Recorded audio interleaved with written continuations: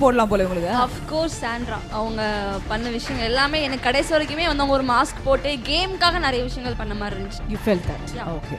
Basically நான் மட்டும் தான் சாண்ட்ராவை நம்பி இருக்கேன்னா நீங்க யாருமே நீங்க எல்லாத்தையும் நம்புவீங்க விக்ரம். ஸோ தெரியலங்க.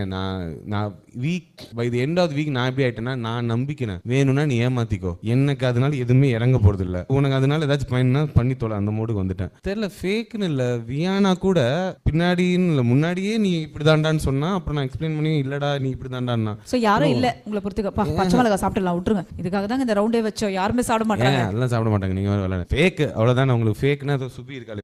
அது என்னமோ இன்னைக்கு ஒரு நியாயம் கேட்குற டே அப்படின்னு நினைக்கிறேன். இப்போ தான் இர்ஃபான் உடைய ஒரு இது பண்ணி vlog-அ பார்த்து பொங்கி எழுந்து ஒரு வீடியோ போட்டு முடிச்சிட்டேன். இப்போ பார்த்தா இவனை பார்த்துட்டேன். அதாவது வருஷம் பிக் பாஸில் வந்து என்னுடைய ஃபேவரட் கண்டஸ்டன்ஸ் ஒருத்தவங்க இருப்பாங்க. This was the first year I don't have any favourite contestant in Bigg Boss. ஆனால் வருஷம் நான் ஒரு ஆளை நான் இந்த அளவுக்கு நான் வந்து வெறுத்ததில்லை அப்படின்னா இந்த வருஷம் அதை வெறுத்திருக்கேன். அதில் 2 பேர். ஒன்று வந்து சாண்ட்ரா ஆஃப்கோர்ஸ் அண்ட் இன்னொன்று வந்து விக்ரம். ஸோ விக்ரமுடைய வந்து இன்னொரு முகத்தை பார்த்துட மாட்டோமா, இல்லை வந்து நம்ம நினச்சது தப்பாக ஆயிடக்கூடாதா, அந்த மாதிரிலாம் நான் நினச்சிருக்கேன். But every time he comes and opens his மவுத், ஒரு தடவை அவர் பேசும்போது நம்ம நினச்சதெல்லாம் எவ்வளோ கரெக்டுன்ற மாதிரியே பேசுகிறாரு. அந்த பாரும் அவங்க அம்மா பற்றி வீடியோ போடும்போதும் பயங்கர டென்ஷன் ஆகி நான் திரும்ப வீடியோ போட்டேன். பிக் பாஸ் பற்றி போடக்கூடாதுன்னு நினச்சாலும் இந்த சாண்ட்ராவும் விக்ரமும் என்னை போட வைக்கிறாங்க, என்னை தூண்டுறாங்க. இப்போ அவர் பேசுனது பார்த்தீங்களா, அதாவது சாண்ட்ரா வந்து அவரை தவிர வேற யாருமே நல்லவனா நினைக்கலன்றது அந்த கூமுட்டைக்கு இப்படிதான் புரியுது.